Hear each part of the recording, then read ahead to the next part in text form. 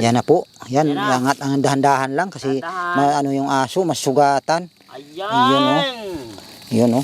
Mga ilang araw na to? Mga 2 linggo na to. Payat na. Aha, kawawa na. Ayan, nandito tayo mga kasama dito sa Butas. Ito ay abandoned na treasure site.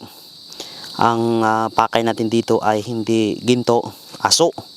May aso na nahulog. At mga ilang araw na yata na nandito.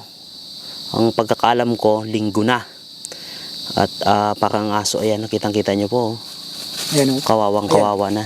Gutom na. Gutom na ito. Gutom na yan. Mga 1 linggo na to. Mga ilang linggo na to dito? 1 linggo na siguro to, mahigit na. Mahigit na, 1 linggo daw. Kaya ano na, linis na sila alim eh. Oo. Lahat ng mga nalaglag ng mga palaka doon, kinain niya eh.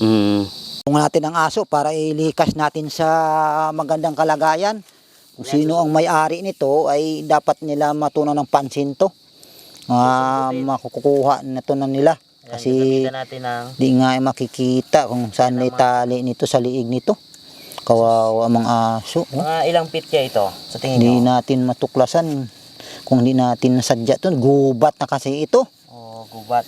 Bakit nakarating sa dito? Malayo na sa kabihasnan. Mga ilang feet to sa Mga tansya nyo? 12 to.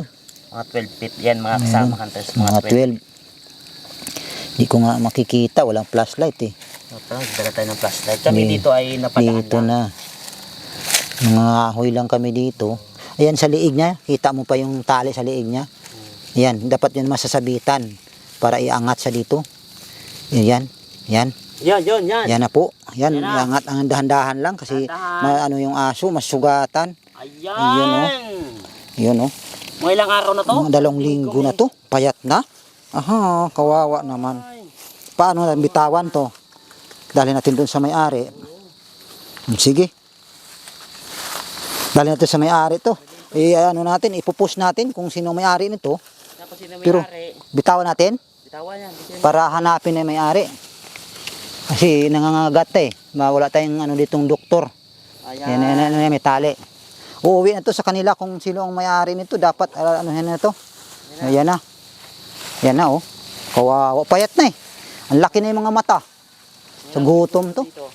Mga 2 linggo din nasa makatayo. Kasi na may-ari, Yan. kunin nyo lang dito sa may gitna ng gubat kasi hindi natin alam kung pwede yung araw nito eh. Pero ipupus mo lang to para malalaman nila ha, ito ang kulay ng aso. Luman ka. Dapat may dala tayong pagkain kanina. Para mapakain to. Ilang linggo na to nung dito? Mga 2 linggo na to kasi maliit na yung baywang. Yun oh. Halika. Sama ka dali. Uy. Halika to. Halika dali. Hindi na sumasama, baka hindi na makalakad to. Dito sa gitna ng gubat, baka kung ano natin to? kilala. Ano yung tabi natin? Ito yung pagkain dala eh. Galit pa oh. Tinulungan ka na nga. Sige, lakad.